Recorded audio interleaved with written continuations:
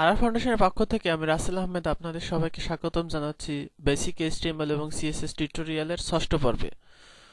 তো গত পর্বে আমরা দেখেছিলাম যে কিভাবে একটি সম্পূর্ণ টেমপ্লেট বানাতে হয়। আমরা এইখানে এই যে এই টেমপ্লেটটি বানিয়েছিলাম। তো আজকে আমরা দেখব যে এইখানে আমরা কিভাবে একটি স্লাইডার যুক্ত করতে পারি। তো স্লাইডার হিসেবে আমরা আজকে নিভো স্লাইডারের কাজ দেখব। আমরা পরবর্তীতে আরো অন্যান্য স্লাইডারের কাজ দেখব। তো আমরা এই অংশটুকু আজকে মানে মুছে দিয়ে এখানে একটা স্লাইডার যুক্ত করব, অর্থাৎ এই টেক্সটগুলো আমাদের মুছে দেবো আজকে। তো স্লাইডার যুক্ত করতে হলে আপনাকে নিভো স্লাইডার সম্পর্কে একটু জানতে হবে। তো নিভো স্লাইডার সম্পর্কে জানতে আপনি এখানে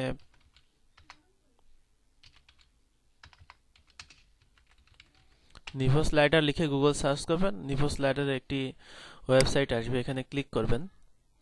ক্লিক করলে নিভো স্লাইডারের যে ওয়েবসাইট সেটা ওপেন হবে। তো এখান থেকে আপনি জেনে নেবেন এটার যে কোয়েরি প্লাগইনটা ফ্রি। আপনি চাইলে যে কোয়েরি প্লাগইনটা দিয়ে ওয়ার্ডপ্রেস প্লাগইন তৈরি করে নিতে পারেন। তো আমি ব্যবহারের সুবিধার্থে একটি নিভো স্লাইডার প্লাগইন তৈরি করে নিয়েছি, যেটা ওয়ার্ডপ্রেসে ব্যবহার হয়। তো আজকে আমরা তো ওয়ার্ডপ্রেস শিখছি না, আজকে আমরা দেখব যে কিভাবে এটি আমরা এইচটিএমএল এ ব্যবহার করতে পারি। তো সেজন্য আমরা ডাউনলোড করব। এটি ডাউনলোড করার জন্য ফ্রি ডাউনলোড এখানে ক্লিক করব। এখানে ক্লিক করার পরে যে কোয়েরি প্লাগইনটা ফ্রি আমরা এখানে যাব। যাওয়ার পরে খেয়াল করবেন এখানে ডাউনলোড হয়ে যাবে নিভো স্লাইডার। এটা 391 কিলোবাইট মতো। তো এখান থেকে আমি ডাউনলোড করার পরে এটাকে আমি এক্সট্রাক্ট করব। ডেস্কটপে একটি আমি ফোল্ডার করে ডেস্কটপে আমি এক্সট্রাক্ট করলাম, যেহেতু এটা আমাদের টেমপ্লেটে নেব। তো এর মধ্যে কি কি আছে আপনি খেয়াল করবেন। নিভো স্লাইডারের মধ্যে কি কি ফোল্ডার দেওয়া আছে এবং এগুলোর কাজ কি, এখানে রিডমি গুলো পড়বেন। তো ডেমোতে আমরা যদি দেখি যে ডেমোতে কি কি আছে, দেখা যাচ্ছে এখানে ডেমোতে এই যে এটা কিন্তু করেই দেওয়া আছে যে কিভাবে নেভো স্লাইডার কাজ করবে, কিভাবে ক্যাপশনগুলো কাজ করবে, ক্যাপশনের সাথে লিংক দেবেন কিভাবে, এগুলো সব দেওয়া আছে। তো ডেমোর ইন্ডেক্স এইচটিএমএলটা যদি আমরা দেখি, তো এখানে খেয়াল করুন এখানে কি কি আপনার ফাইলগুলো কল করা আছে। প্রথমে কল করা আছে এটা হচ্ছে ডিফল্ট সিএসএস, অর্থাৎ ওদের সিএসএস, এবং নিভো স্লাইডারের যে থিমগুলো, অর্থাৎ থিমের আপনার এখানে খেয়াল করুন চারটা থিম তাদের আছে। ডিফল্ট, লাইট, ডার্ক এবং বার সিএসএস, এই চারটা সিএসএস। এবং নিভো স্লাইডারের জন্য আলাদা একটি সিএসএস এবং আপনার যে স্টাইল শিট সেটা সিএসএস। অর্থাৎ আমাদের কিন্তু এই ফাইলগুলো আলাদা লাগবে, কারণ আমাদের স্টাইল শিট তো আমরা তৈরি করেছি, এটা আমাদের লাগবে না। তো নিভো স্লাইডার নিতে হলে আপনাকে তারপর নিচে খেয়াল করুন এখানে jQuery যে 1.71, অর্থাৎ jQuery লেটেস্ট, এইটা আপনাকে কল করতে হবে। আপনি চাইলে যে কোনো সিডিএন থেকেও কল করতে পারেন অথবা সরাসরি আপনার ফাইল থেকে নিতে পারেন। এবং আপনাকে নিভো স্লাইডার যে jQuery নিভো স্লাইডার জেএস সেটাকে নিতে হবে। এবং এই যে নিভো স্লাইডার জেএসটা কাজ করবে কোথায় সেই আইডিটা চিনিয়ে দিতে হবে, অর্থাৎ আমরা স্লাইডার আইডিতে কাজ করাতে চাচ্ছি, এজন্য আপনাকে অবশ্যই div আইডি স্লাইডার নিতে হবে।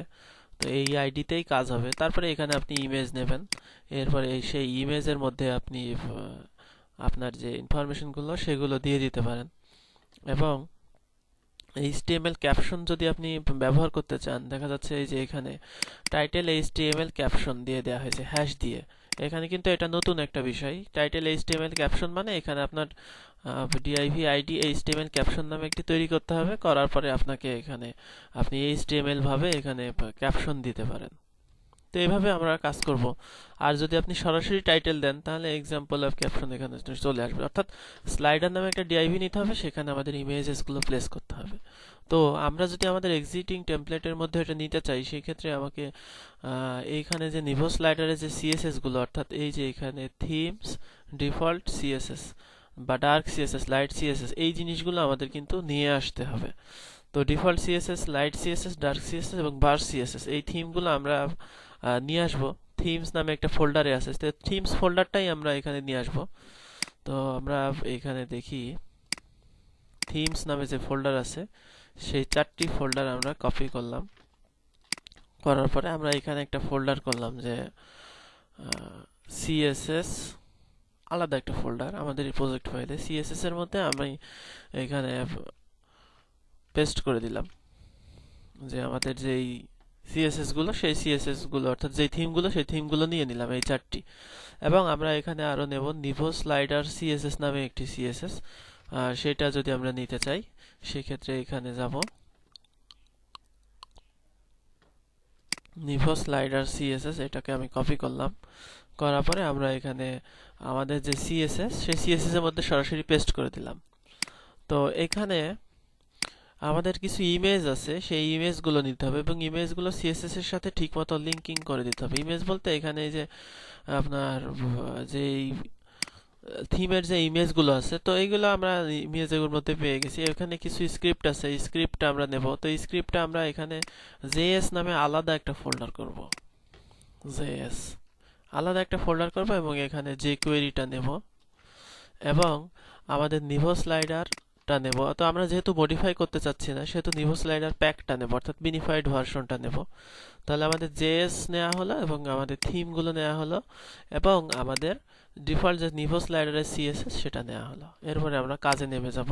তো কাজে নেমে যাওয়ার আগে আমাদের ইমেজেসের মধ্যে স্লাইডারের যে ইমেজগুলো সেগুলো নিতে হবে। তো আমরা চাইলে এখানে ডেমো ইমেজগুলোও নিতে পারি, যে এখান থেকে যে ইমেজগুলো আছে সেই ইমেজগুলো নিতে পারি। এখানে 4টা ইমেজ আছে, সেই ইমেজগুলো আমরা চাইলে নিতে পারি। তো আপনি চাইলে আপনার ইমেজও নিতে পারেন। তো এখানে ইমেজগুলো 960 পিক্সেল অবশ্যই হতে হবে। তো সেজন্য আমি ফটোশপ থেকে এটাকে 960 পিক্সেল করে নিই, যেহেতু আমাদের টেমপ্লেটটা 960 পিক্সেল, অর্থাৎ উইডথ যেন 960 পিক্সেল হয়। তো সেটা করে নেওয়ার জন্য আমি ফটোশপ ওপেন করলাম। ফটোশপ থেকে আমি সিম্পলি এখান থেকে ইমেজের সাইজ 960 পিক্সেল করে নেব। খেয়াল করবেন সব ইমেজের সাইজ একরকম হলে আপনার স্লাইডার করতে কিন্তু কোনো রকম সমস্যা হবে না।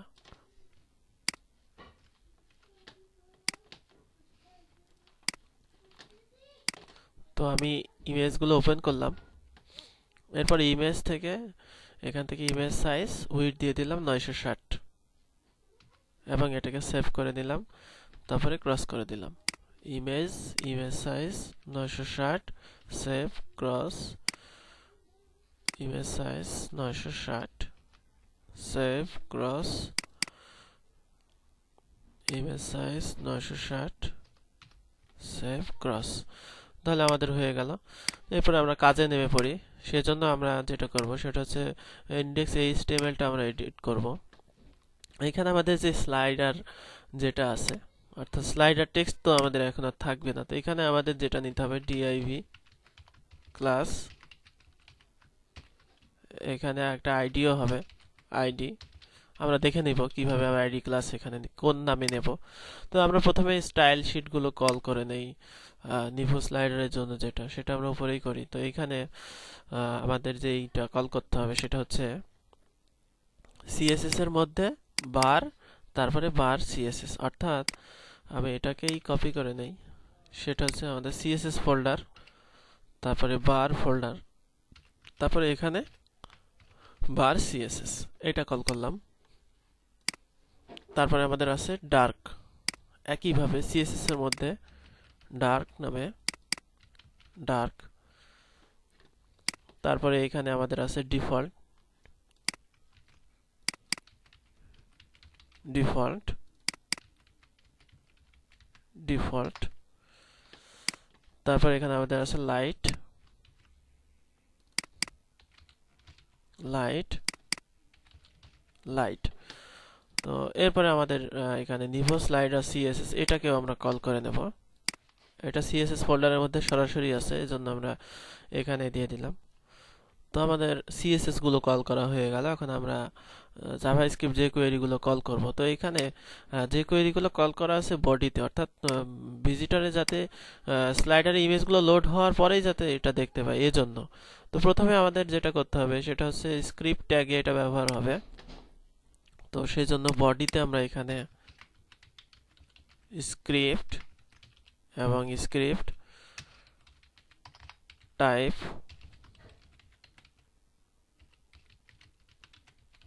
জাভাস্ক্রিপ্ট এবং এসআরসি, এখানে আমাদের যেখানে আছে যেমন জেএস ফোল্ডারে আছে।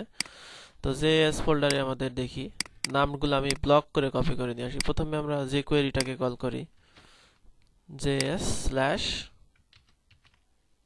এবং আমাদের জেএস স্ল্যাশ এটা নিভো স্লাইডার প্যাক, অর্থাৎ এখানে যেভাবে আছে যে কোয়েরি আগে কল করা আছে আগে কল করলাম, তারপর নিভো স্লাইডার কল করলাম।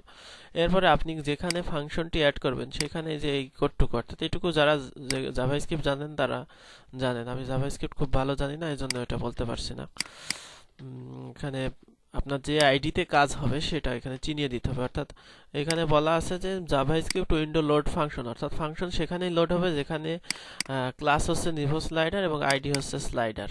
তো আমরা এখানে স্লাইডার যেহেতু নিয়েছি সেহেতু এখানে স্লাইডার আমরা আইডিতে দিয়ে দেব এবং ক্লাস নিভো স্লাইডার, এই জন্য নিভো স্লাইডার এখানে ক্লাস নেব। এরপরে আমরা এখানে ইমেজ নিয়ে আসব। তো এখানে ইমেজ নিয়ে আসতে হলে img src alt। তো এখানে ইমেজ, আমরা যেখানে ইমেজ আছে অর্থাৎ আমাদের যে ইমেজেস নামে একটা ফোল্ডার করেছি, এখানে আমি প্রথমে একটা ইমেজ আছে নিমো নামে। তো এখানে আমাদের 4টি ইমেজ আছে, আমি 4টা কপি করে নিলাম। একটা হচ্ছে নিমো,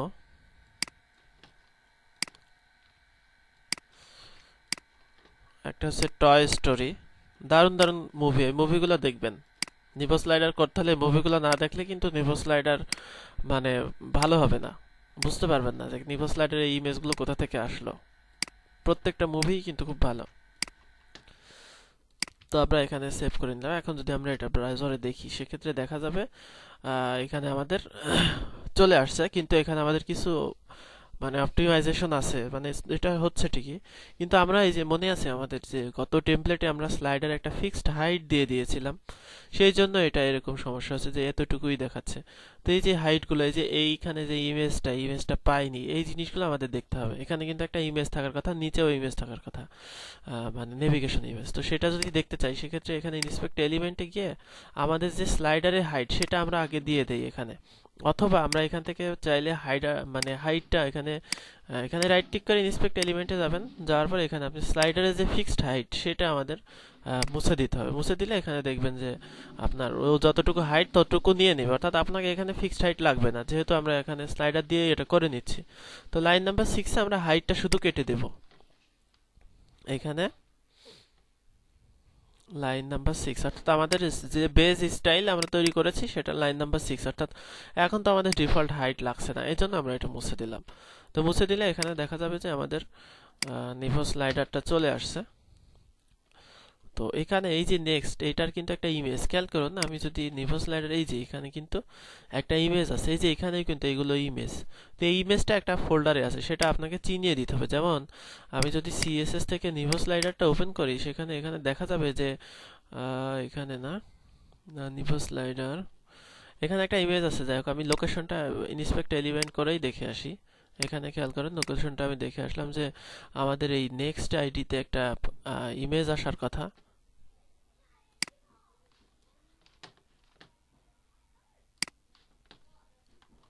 যাই হোক, আমাদের বোধহয় সেই সিএসএসটা আমরা, ও সরি, হ্যাঁ আমি বুঝতে পারছি, আমরা কোনো থিম ব্যবহার করি নাই, এজন্য যে এইখানে নিভো স্লাইডারে যদি আমরা নেই তাহলে স্লাইডার ওয়ারআপার এবং থিম ডিফল্ট, এখানে আমাদের একটা থিম ব্যবহার করতে হবে, অর্থাৎ তার উপরে একটা ডিআইভি নিয়ে যে আপনি কোন থিমকে এখানে ব্যবহার করতে চাচ্ছেন।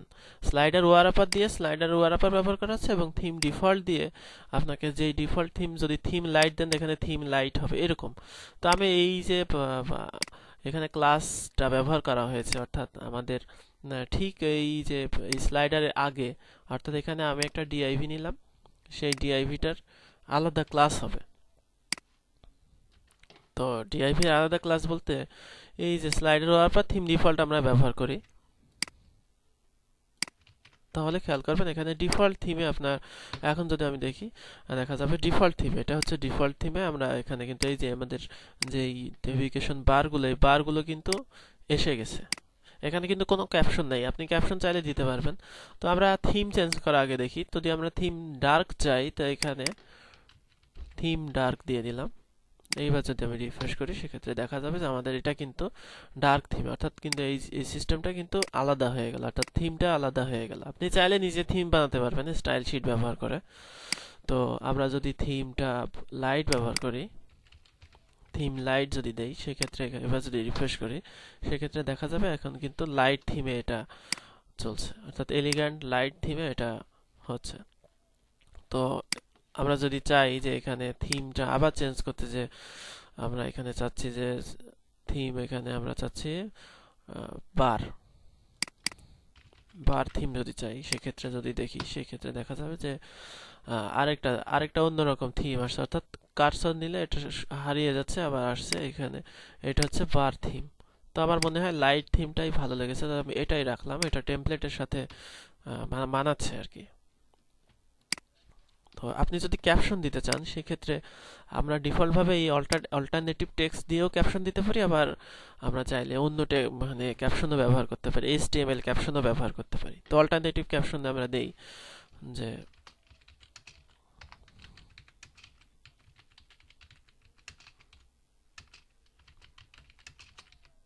নিজের নামকে আবার প্রমোট করলাম।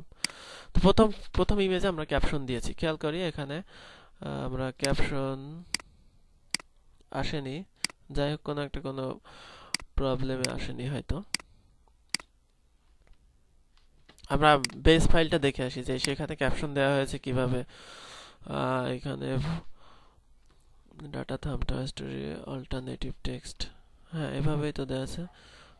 টাইটেল, ও সরি, নিভো স্লাইডারে অল্টারনেটিভ টেক্সট দিয়ে নিচ্ছে না, টাইটেল নামে আরেকটা ট্যাগ টাইটেল দিয়ে নিচ্ছে। সরি, আমি ভুল করেছি। আমি আসলে টিউটোরিয়ালগুলো মানে নিজে দেখে বানাই না, ওই দেখে মানে সাইট থেকে দেখে সেটা ইউজ করে বানাই। আগে থেকে কোনো প্রিপারেশন থাকে না বানানোর সময়ের জন্য। আচ্ছা, তো ভুল আমারও হয়, ভুল আপনাদেরও হতে পারে, এটা নিয়ে মাথা ঘামানোর প্রয়োজন নাই।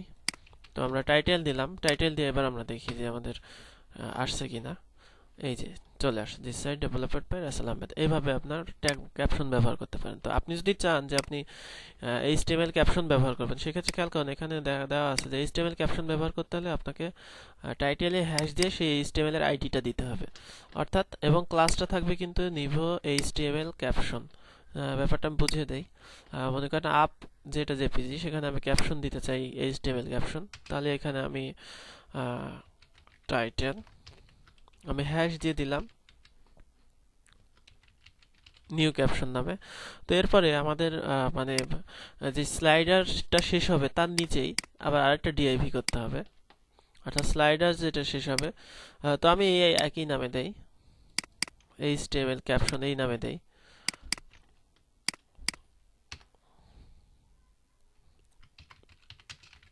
ক্লাস হবে একটা, তারপরে আইডি হবে একটা। তো যেটা আইডি হবে সেটা আমি দিয়ে দেই, আর ক্লাস হবে হচ্ছে নিভো এইচটিএমএল ক্যাপশন।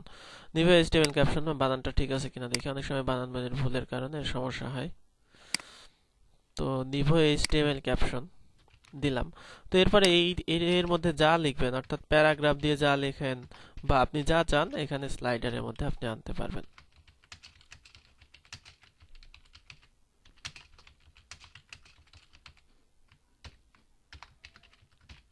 যেমন আমি যদি এখানে চাই,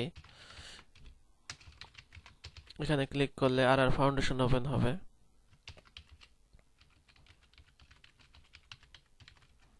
তাহলে এখানে দেখবেন যে স্লাইডারে, অর্থাৎ আপ যেটা মানে সেটাতে দেখবেন যে এখানে চলে আসছে মানে এইচটিএমএল, এই যে this is a caption, HTML caption, this is link. আপনি চাইলে এটাকে স্টাইলাইজ করতে পারবেন, চাইলে এখানে নিতে পারবেন বড় করে, চাইলে এখানে একটা বড় লার্ন মোর বাটন দিতে পারবেন ডানে ইমেজ দিয়ে। তো এভাবে নিভো স্লাইডারটি ব্যবহার করা হয়। আশা করি নিভো স্লাইডার ব্যবহার করতে আপনাদের আর কোনো সমস্যা হবে না। আপনারা চাইলে অন্য স্লাইডারও ব্যবহার করতে পারেন, অনেক স্লাইডার সোর্স পাবেন। যেমন আপনি এখানে গুগলে সার্চ করবেন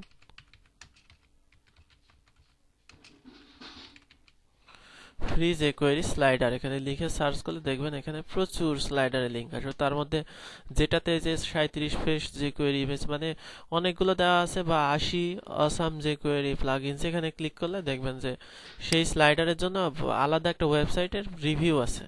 এখানে দেখবেন বিভিন্ন প্রকারের স্লাইডার আছে, এগুলো ডেমোও দেখে নিতে পারেন, এবং ডেমো দেখে এগুলো প্র্যাকটিস করবেন। যেমন এটা একটা স্লাইডার, এটা যদি আমি ডেমো দেখি, এখানে ডেমো ওপেন হবে, যে ডেমোটা এটা কেমন দেখা যাবে খেয়াল করুন, এখানে কিন্তু ডেমো ওপেন হচ্ছে। তো আপনি সোর্স ডাউনলোড করে এগুলো প্র্যাকটিস করবেন, অবশ্যই এগুলো প্র্যাকটিস করবেন।